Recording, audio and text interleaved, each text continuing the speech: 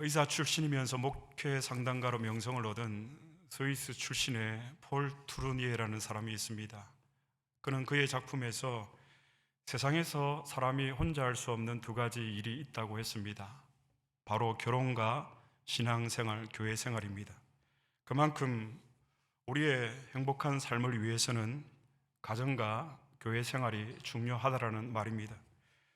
여러분, 우리의 신앙생활은 절대 그래서 혼자 할 수가 없습니다. 즉, 개인과 교회는 결코 분리될 수가 없습니다. 그런데 우리가 살아가고 있는 이 사회를 지배하고 있는 것은 개인주의입니다. 성경에는 개인주의적 신앙생활이라는 것은 존재하지 않는다라고 우리에게 가르쳐 줍니다. 바울의 가르침에 따르면 교회는 철저하게 그리스도의 한 몸으로 존재합니다. 이 말은 신앙생활이라는 것은 교회의 구성원들이 함께 그리스도의 몸을 이루어서 그리스도의 몸으로서 성장하고 활동해 나가는 것이 바로 신앙생활이라는 것입니다. 그런데 세상에 이런 개인주의가 교회 안에 들어와서 교회가 세상에 영향을 받은 나머지 교인들이 교회 공동체 안에서 그런 개인주의적 사고에서 벗어나고 있지는 못하고 있지는 않는지 저는 한번 되돌아보게 됩니다. 사회학자들도 현대인의 가장 심각한 문제로 한 개인이 사회로부터 분리되거나 독립해서 개인화된 삶을 사는 것이 현대 사회의 가장 큰 문제라고 지적을 합니다. 소시오패스나 사이코패스가 등장하게 된 원인입니다. 마찬가지로 우리가 교회와 단절이 되거나 분리가 되면 거대한 사탄의 공격을 우리가 막아낼 재간이 없습니다. 우리가 그리스도와 연합되어 있지 않고 그리스도로부터 떨어져 있거나 분리되어 있으면 우리가 속수무책으로 사단에게 당할 수밖에 없다라는 이야기입니다. 여러분, 교회는 하나님 나라의 새로운 공동체입니다. 그러므로 개인과 교회는 결코 분리될 수가 없습니다. 그래서 오늘 말씀은 여러분 개인에게도 우리에게도 적용되어야 할 말씀이지만 오늘 안디옥 교회 공동체에게 주시는 말씀인 줄 믿으시기 바랍니다. 본문에 이스라엘 백성들의 반역에도 불구하고 하나님은 그들을 향해서 애타게 돌아오라고 말씀하고 있습니다. 본문 1절 말씀을 다시 한번 봉독하겠습니다. 다 함께 봉독하시겠습니다. 여호와께서 이르시되 이스라엘아 네가 돌아오려거든 내게로 돌아오라. 네가 만일 나의 목전에서 가정한 것을 버리고 네가 흔들리지 아니하며 아멘 내게로 돌아오라. 하나님께서 왜 이토록 애타게 돌아오라고 말씀하실까요? 하나님께로 돌아오면 모든 것이 새롭게 시작되기 때문입니다. 저는 우리가 어제의 신앙으로 오늘을 살지 않게 되기를 바랍니다. 과거의 믿음으로 오늘의 믿음 생활을 하지 않게 되기를 바랍니다.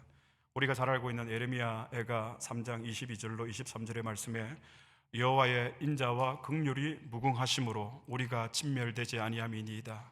이것이 아침마다 새로우니 주의 성실이 크도소이다. 이것이 아침마다 새로우니.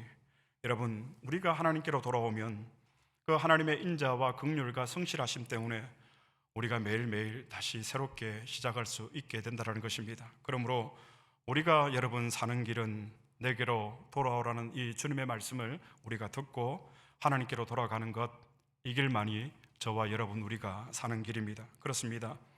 우리는 끊임없이 하나님으로부터 등을 돌리고 하나님을 떠나서 하나님과 분리되어서 끊임없이 하나님을 배반하면서 마치 하나님과 원수지간처럼 살기 때문에 그러므로 하나님께서는 지금 당장 내게로 돌아오라고 말씀하시는 것입니다. 그러면 여러분, 우리가 오늘 하나님께로 돌아가기 위해서 어떻게 해야 할까요? 먼저 우리가 회개해야 됩니다. 본문의 오늘 1절에 내게 돌아오는 이 말은 진실한 회개를 의미합니다. 이 말은 지금 당장 회개하고 돌아오라는 말씀입니다. 그러므로 여러분, 회개란 하나님께로 돌아가는 것, 하나님께로 돌이키는 것이 참된 회개입니다. 일반적으로 우리는 회개를 나의 잘못을 하나씩 우리가 열거해 놓고 그 죄의 목록들을 가지고 용서를 구하는 것이 회개라고 생각하지만 참된 회개는 반드시 영적인 변화를 수반합니다. 그래서 성경에서 말하는 회개는 여러분 항상 심정의 변화, 마음의 변화를 포함해서 말한다는 것입니다. 회개와 관련해서 중요한 성경 한 군데를 찾아보겠습니다. 에스겔 36장 26절 말씀입니다. 다 함께 봉독하시겠습니다. 또 새 영을 너희 속에 두고 새 마음을 너희에게 주되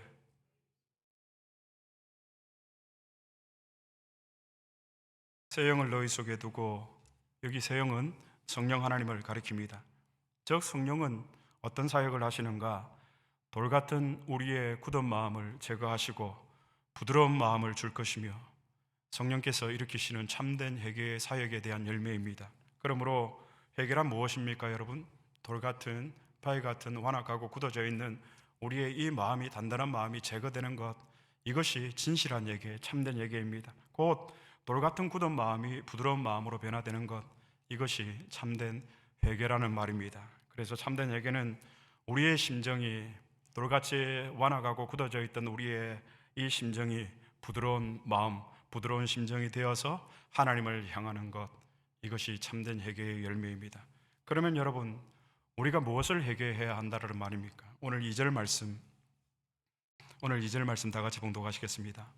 진실과 정의와 공의로 여호와의 삶을 두고 맹세하면 나라들이 나로 말미암아 스스로 복을 빌며 나로 말미암아 자랑하리라.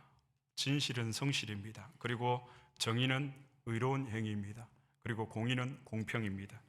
우리가 진실하지 못하고 정의를 행하지 못하고 공의를 베풀지 못한 죄, 이것을 우리는 회개해야 됩니다. 여러분, 우리에게 진실이 있습니까? 밥 먹듯이 우리가 거짓말을 쏟아내는데, 또 성경은 만물 중에 가장 부패한 것이 여러분 사람의 마음이라고 합니다.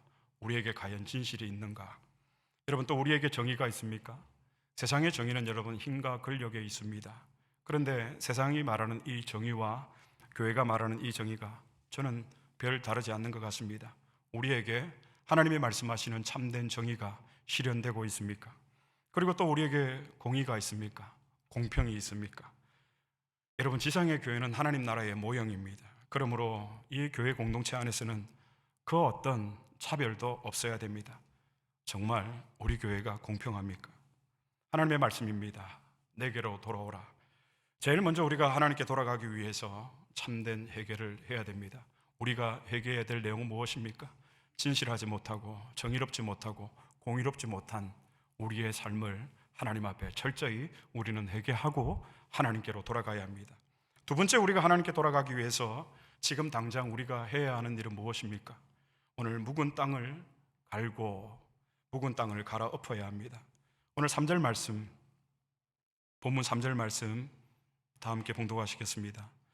여호와께서 유다와 예루살렘 사람에게 이와 같이 이르노라. 너희 묵은 땅을 갈고 가시던 불에 파종하지 말라. 하나님께서 이스라엘을 향해서 애타게 말씀하십니다. 내게로 돌아오라. 돌아오되 어떻게 하고? 묵은 땅을 갈고. 여러분, 저는 도시에서 태어났고 도시에서 자랐기 때문에 묵은 땅이 어떤 땅인지 사실 잘 몰랐습니다. 그런데 미국에 와서 묵은 땅이 어떤 땅인지 조금 알게 되었습니다. 올봄에 사택 뒷마당에 이제 파종을 한다고 교인 몇 분이 오셔서 뒷마당에 있는 텃밭 정리를 해주신 적이 있습니다. 잡초가 오고지고 가시덤불이 여기저기 얼마나 많이 나 있던지, 또 겨우 내내 땅이 얼었다 녹았다를 반복하면서 그 텃밭의 땅이 바위처럼 얼마나 단단하게 굳어 있던지, 이게 묵은 땅입니다. 오랫동안 경작하지 않은 땅이 묵은 땅입니다. 묵은 땅은 바위처럼 돌처럼 단단합니다. 이런 묵은 땅을 두고 하나님은 이스라엘 백성 유다를 향해서 너희가 묵은 땅과 같다라고 지금 말씀하시는 것입니다. 오늘 저와 여러분을 향해서, 우리 교회를 향해서 주님이 하시는 말씀입니다. 너희 묵은 땅을 갈고. 그러면 여러분, 이 묵은 땅을 우리 개인에게 어떻게 적용할 수 있을까요? 나의 묵은 땅은 무엇입니까? 도대체 하나님으로부터 멀어지는 것. 여러분, 우리가 하나님으로부터 멀어져서 하나님으로부터 독립해서 하나님으로부터 분리되어서 살아가고 있지 않습니까? 그렇다면 이미 우리는 묵은 땅이 되어가고 있을 것입니다. 여러분, 우리가 하나님으로부터 멀어지면 하나님을 향한 우리의 마음이 여러분 굳어지고, 그렇게 우리의 마음이 묵은 땅이 되어지면 우리가 어떻게 됩니까? 교만하게 되고 자기를 자랑하는 마음이 그때부터 삭트기 시작한다는 것입니다. 이것이 개인의 묵은 땅입니다. 그러면 여러분, 교회의 묵은 땅이 있을까요? 교회의 묵은 땅은 무엇일까요, 여러분? 교회의 과거의 그 화려함을 자랑하고 교회가 부흥한 것 자랑하고, 그래서 교회가 다시금 묵은 땅이 되어지는 것, 영적으로 무감각해지는 것, 이것이 교회의 묵은 땅입니다. 지금 우리는 이 시점에서 우리의 자신과 교회에 대해서 진지하게 질문해 볼 필요가 있다라고 저는 판단이 됩니다. 저는 교회도 얼마든지 묵은 땅이 될 수 있다라고 생각합니다.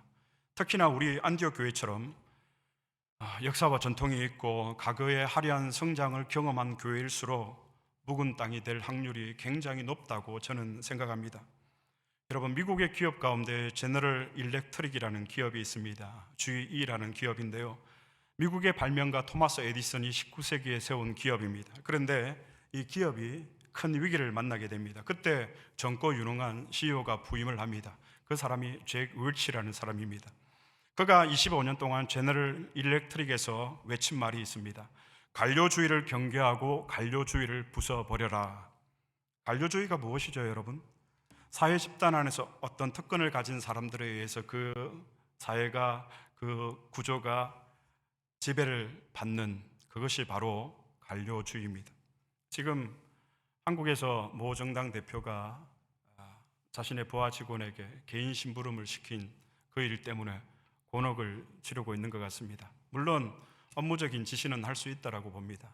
그러나 개인적인 심부름을 시킨 것, 이것이 관료주의입니다. 자신의 지위와 자신의 자리를 이용해서 특권을, 기득권을 가지는 것. 잭 웰치는 이 기업의 걸림돌이 바로 이 관료주의라고 판단을 했고, 그는 25년 동안 이 관료주의와 철저하게 싸웠습니다. 그 결과 그가 있는 동안 이 제너럴 일렉트릭이라는 이 기업은 아주 우수한 기업이 되었습니다. 현재는 이 GE가 옛 명성만큼은 아닌 것으로 알고 있습니다만, 그런데 저는 이런 사회의 기업 풍토가 교회 안에서 얼마든지 일어날 수 있다라고 생각을 합니다. 교회가 묵은 땅이 되는 큰 원인 중 하나입니다. 여러분들은 교권주의라는 말을 들어보셨습니까? 교권주의란 중세 로만 가톨릭 사제들이 자신들의 주의를 특별한 주의로 부르기 시작한 데서 출발을 합니다. 그래서 그 사제들은 자신들이 하는 일을 일반적인 일로 여기지 않고 성직이라고 했습니다. 그리고 자신들을 성직자라고 불렀습니다. 일반 신자들과 자신들을 차별화시켰습니다. 그래서 교권주의는 로마 가톨릭의 권력 구조와 같은 것입니다. 교황주의가 바로 그 예입니다. 로마 가톨릭에서는 교황이 절대적인 권력을 차지하고 있습니다. 그런데 오늘날 교회가 이런 로마 가톨릭의 이런 악습을 따라서 부패한 종교 지도자들이 자신의 지위와 교인들의 지위를 차별화하고 기득권과 권력을 유지해 나가려고 하는 것, 이것이 교권주의입니다. 사회의 관료주의와 교회의 교권주의, 저는 같은 맥락이라고 봅니다. 그런데 만약 우리 교회에 이런 교권주의가 뿌리 내린다면 우리 교회는 묵은 땅이 될 확률이 매우 높다고 저는 판단이 됩니다. 그래서 우리가 사전에 이것을 미리 예방하자는 겁니다. 대비해야 된다는 것입니다. 지금 이 이야기를 저는 하는 것입니다. 우리 온 성도가 이것을 위해서 함께 기도하고 함께 노력해야 됩니다. 우리 교회는, 우리에게는 묵은 땅이 생기지 않도록 말입니다. 세 번째로 하나님께로 돌아가기 위해서 우리가 해야 하는 일은, 여러분 한번, 첫 번째는 무엇이라고요? 회개하고, 우리가 회개해야 될 내용이 무엇이죠? 진실하지 못하고, 정의롭지 못하고, 공평하지 못한 것. 두 번째로 우리가 하나님께로 돌아가기 위해서 해야 될 일은 무엇이죠? 묵은 땅을 갈고 묵은 땅을 엎고, 그리고 세 번째는 여러분, 오늘 3절 말씀 다시 한번 봉독하시겠습니다. 본문 3절 말씀입니다. 다 같이 봉독하시겠습니다. 여호와께서 유다와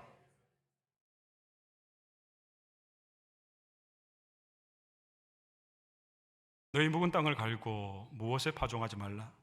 가시덤불에 파종하지 말라. 세 번째는 우리가 하나님께로 돌아가기 위해서 지금 당장 우리가 해야 하는 일입니다. 가시덤불에 파종하지 말라. 안디옥 교회를 누구보다 아끼며 사랑하는, 그래서 늘 교회를 위해서 헌신하고 충성하시는 사랑하는 성도 여러분, 우리의 마음속에는 우리 자신도 모르게 자라고 있는 가시덤불은 없는지 한번 점검해 보시기 바랍니다. 가시덤불이 무엇입니까? 자신만의 이익을 위해서 끊임없이 갈등하는 그 마음이 바로 가시덤불입니다. 예수님께서 씨 뿌리는 자의 비유를 통해서 오늘 가시덤불과 관련해서 이렇게 말씀을 하십니다. 성경을 한번 찾아보겠습니다. 마태복음 13장 22절입니다. 다 같이 봉독하시겠습니다. 가시떨기에 뿌려졌다는 것은 말씀을 들으나 세상의 염려와 재물의 유혹에 말씀이 막혀 결실하지 못하는 자요, 세상의 염려와 재물의 유혹에 말씀이 막혀 결실하지 못하는 자여 누구입니까? 가시덤불에 파종한 사람입니다. 즉 가시덤불에 파종한 사람은 하나님의 말씀을 받지만 하나님의 말씀대로 살지 않는 사람, 그 사람이 가시덤불에 파종한 사람입니다. 하나님이 지금 이스라엘 백성들을 향해서 하시는 말씀입니다. 내게 돌아오라고 말씀하시면서 이제 제발 가시덤불에 파종하지 말라라고 말씀하십니다. 여러분, 우리가 설교를 듣지만, 제가 설교를 준비해서 하지만 저의 삶의 변화가 없다면 제가 백날 설교를 해도 소용이 없다는 것입니다. 마치 똑같이 우리가 설교를 듣지만, 하나님의 말씀을 듣지만 우리의 삶의 변화가 없다면 설교를 백날 들어도 아무 소용이 없습니다. 내 마음이 가시덤불인데 이런 마음에 하나님께 은혜 달라라고, 축복해 달라라고, 복 달라라고 떼쓰면 하나님께서 어떻게 은혜를 주시고 어떻게 우리의 이런 가시덤불의 마음에 복을 주실 수가 있겠습니까? 그러므로 오늘 저와 여러분, 우리 성도와 교회는 끊임없이 하나님 앞에서 변화되고 갱신되고 개혁되어져야 합니다. 여러분, 교회는 갱신되어져야 합니다. 개혁되어져야 합니다. 갱신한다는 말의 의미가 무엇입니까? 갱신이란 이미 있지만 새롭게 바꾸는 것이 여러분 갱신입니다. 개혁입니다. 저는 우리 교회가 끊임없이 변화하는, 갱신하는, 개혁하는 교회가 되기를 바랍니다. 왜냐하면 물이 흐르지 못하고 한 곳에 머물러 있으면 결국 그 물은 다 썩게 됩니다. 고인 물은 썩을 수밖에 없습니다. 우리에게 변화와 갱신과 개혁이 필요한 이유입니다. 그러므로 교회가 변화하지 않고, 교회가 개혁하지 않고, 교회가 갱신하지 않고 가만히 있으면 묵은 땅이 되는 것은 너무나도 당연한 이치다라는 것입니다. 여러분, 그런데 이 묵은 땅은 어떻게 해야 됩니까? 너희 묵은 땅을 갈고 묵은 땅을 갈아 엎어야 합니다. 쟁기를 가지고 땅을 파고 땅을 갈아 엎어야 합니다. 잡초를 뽑고 또 가시덤불은 여러분 뿌리채 뽑아 버려야 합니다. 하나님께 돌아가기 위해서 지금 당장 우리가 해야 하는 일들입니다. 회개하고 묵은 땅을 갈아 엎고 가시덤불에 파종하지 않고, 마지막으로 우리 주님은 이렇게 말씀하십니다. 오늘 본문 4절 말씀입니다. 4절 다 같이 봉독하시겠습니다. 유다인과 예루살렘 주민들아, 너희는 스스로 할례를 행하여 너희 마음 가족을 베고 나 여호와께 속하라. 그리하지 아니하면 너희 악행으로 말미암아 나의 진노가 불같이 일어나 사르리니 그것을 끌 자가 없으리라. 너희는 스스로 할례를 행하여 너희 마음 가죽을 베고, 무슨 의미일까요? 여러분, 이스라엘 백성들은 아기가 태어나면 난 지 8일 만에 할례를 시행을 했습니다. 구약의 할례는 여러분 육체의 할례였습니다. 사람의 몸에 새겨진 하나님의 언약의 징표, 이것이 구약의 할례입니다. 그런데 오늘 본문에서 육체의 할례가 아닌 마음의 할례를 행하라고 말씀하고 있습니다. 여러분, 그렇다면 도대체 마음의 할례가 무엇입니까? 마음의 할례를 받는다니 여러분 끔찍하지 않습니까? 어떤 신학자는 그래서 이 마음의 할례 받는 것을 하나님이 우리의 마음에 수술을 하신다라는 것으로 해석을 하기도 했습니다. 구약의 육체적 할례는 여러분 하나님께 대한 우리의 이 순종의 마음을 외적으로 나타내는 그런 외적 표징이었습니다. 하나님의 율법에 복종하겠다는 외적 의식이 바로 구약에 시행했던 할례의 본질입니다. 그래서 남성들은 그 할례의 징표를 보고 하나님 앞에 기억해야 될 내용이 무엇입니까? 나는 하나님의 말씀과 율법대로 살아가야 하고 그 말씀에 복종해야 하는 하나님의 백성입니다 라는 사실을 이 외적인 할례를 통해서 하나님 앞에 고백할 수 있어야 했다라는 말입니다.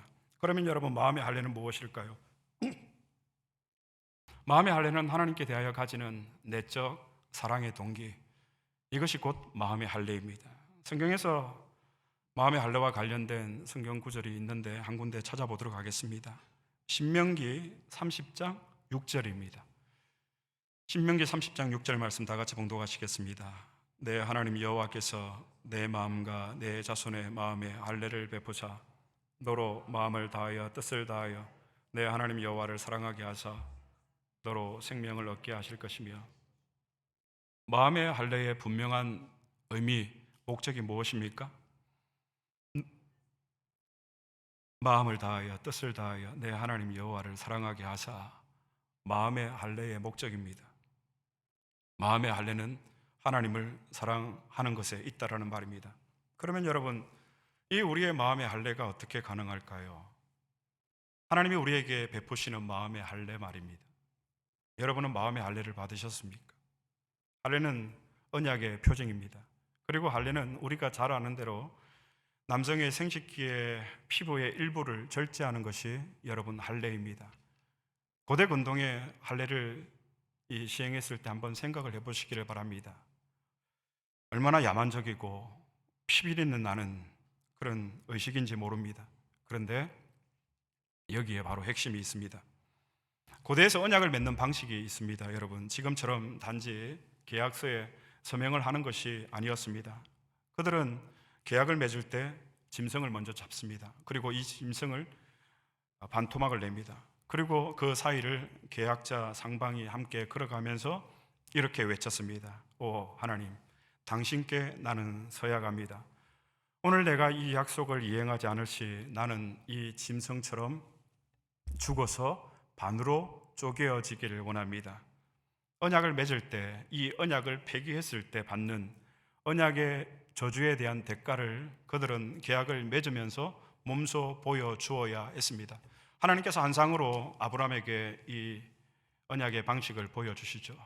내가 너로 큰 민족을 이루겠다고 하시는, 그리고 이 언약에 대해서 절대로 변개치 않겠다라는 하나님의 그 의지, 그 마음이 담겨 있는 것입니다. 여러분, 얼마나 무서운 계약 방식입니까? 지금 이런 식으로 만약에 계약을 맺으면 여러분 고소 고발 이런 사건이 없을 것 같습니다. 모든 사람들이 계약한 내용들을 다 지키려고 할 것입니다. 할례는 잔혹합니다.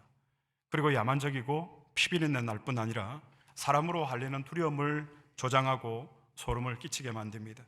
곧 할례는 여러분 언약을 어긴 죄의 대가를 보여주는 방식이 바로 할례라는 것입니다. 언약의 저주, 죄의 대가입니다. 언약을 파기한 사람이, 언약을 지키지 못하고 언약을 깨뜨린 사람이 받아야 하는 언약의 저주, 죄의 대가, 이것이 곧 할례라는 것입니다. 이것을 전제로 성경은 마음의 할례라는 내용을 다루고 있습니다. 마음의 할례와 관련해서 골로새서 2장에 좀 흥미로운 대목이 있는데 한번 찾아보겠습니다.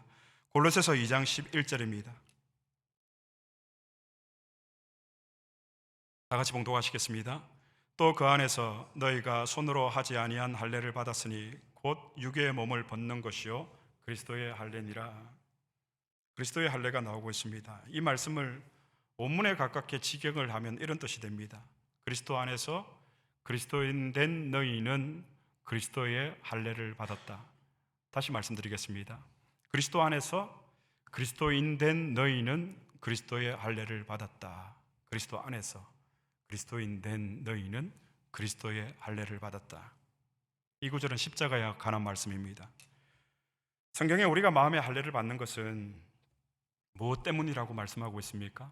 그리스도의 할례 때문에 우리가 마음의 할례를 받는다라고 말씀하고 있습니다. 그러면 그리스도의 할례가 무엇입니까? 바로 십자가에서 그리스도가 친히 경험하신 그 형벌, 그 형벌은 언약의 저주, 죄의 대가라는 말입니다. 언약을 어긴 자가 마땅히 책임져야 하는 언약의 저주, 이것이 그리스도께서 십자가에서 받으신 형벌입니다.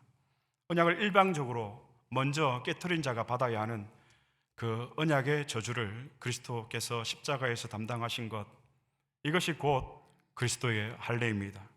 하나님과의 언약은 내가 깨트리고 언약의 저주는 예수님이 받으신 것입니다. 언약의 저주란 그래서 앞에서 언급했듯이 죽여져서 둘로 쪼개어지는 것입니다. 여러분, 언약 관계 안에서 누군가가 그 언약을 깨트리면 어떻게 된다라고 했죠? 죽어서 쪼개어지는, 갈라지는 것입니다. 분리되는 것입니다. 만약 여러분이 거짓말을 하거나 누군가를 속이거나 누군가에게 잘못했다면 반드시 그에 대한 형벌이 따릅니다. 이것이 곧 언약의 저주, 죄의 대가입니다. 그 죄의 대가가 무엇입니까? 죽어서 쪼개어지는 것입니다. 하나님께로부터 분리되어지는 것입니다. 그래서 십자가에서 예수 그리스도가 당하셨던 이 형벌, 이 언약의 저주는 바로 저와 여러분, 우리가 받아야 할 형벌이었고 우리가 받아야 했던 언약의 저주였다는 말입니다. 이런 우리의 죄의 대가를, 우리가 범한 이 언약의 저주에 대한 대가를 예수님이 직접 치르셨다는 것입니다. 이것이 십자가에서 예수 그리스도가 저와 여러분 우리를 위해서 받으신 그리스도의 할례라는 말입니다. 말씀을 맺겠습니다. 예수 그리스도가 십자가에서 받으신 이 언약의 저주, 그리스도의 할례가 우리로 하여금 마음의 할례를 받게 한다라는 말씀입니다. 너희의 마음의 가죽을 베고, 그래서 마음의 할례를 받은 사람에게는 마음의 가죽을 벤 징표가 있습니다. 그것이 무엇일까요? 내가 그리스도와 함께 죽고 내가 그리스도와 함께 장사되고 내가 그리스도와 함께 부활하는 것, 이것이 곧 마음의 할례를 받은 사람들의 증거입니다. 우리의 신앙, 그래서 저는 우리의 외적인 할례의 문제가 아니라 우리의 마음의 할례의 문제라고 저는 생각을 합니다. 우리의 신앙은 우리의 외적인 것이 아니라 우리의 내적, 우리의 중심의 문제라고 생각을 합니다. 여러분, 우리가 하나님 앞에 예배하는 것, 외적인 것보다 저는 중심의 문제라고 생각합니다. 다만 하나님만이 그 마음을 감찰하실 뿐입니다. 사랑하는 여러분, 우리에게 이 마음의 할례 없이 하나님께로 돌아갈 수 있는 방법, 그 어떤 길도 없습니다. 우리의 마음에 이 할례 없이 하나님께 속할 수 있는 방법은 그 어떤 방법도 여러분 없다라는 말입니다. 마음의 할례 없이 우리가 가시덤불에 파종하지 않을 수가 없고, 마음의 할례 없이 묵은 땅을 우리가 갈아엎을 수 없고, 마음의 할례 없이 하나님 앞에 진정한 예배를 드릴 수가 없고, 마음의 할례 없이 진실과 정의와 공의롭게 살지 못한 우리의 잘못된 우리의 죄악의 내용들을 우리가 깨달을 수 없고 하나님 앞에 회개할 수 없는 것은 우리의 마음에 할례가 없을 때. 사랑하는 형제자매 여러분, 저와 여러분은 지금 하나님께로 돌아가야 하는 시간이라고 저는 생각합니다. 이 말은 우리는 하나님께로 돌아가야만 살 수 있는 존재들이라는 말과도 같습니다. 우리가 하나님 앞에 돌아가서 하나님과 함께 연합해서 살기 위해서 여러분 그리스도와 연합하시기 바랍니다. 그래서 예수님만 생각하면 눈물이 흐르고, 예수님만 생각하면 감사가 넘치고, 예수님만 생각하면 기쁨이 넘치고, 예수님만 생각하면 찬양이 넘치고, 그래서 비록 어둡고 절망뿐인 이 세상의 지상의 삶이 나그네 된 삶이지만 마음의 할례의 그 증거를 가지고 하나님 앞에서 더 늦기 전에 지금 당장 하나님께로 돌아가는 저와 여러분이 될 수 있기를 그리스도의 이름으로 축복합니다.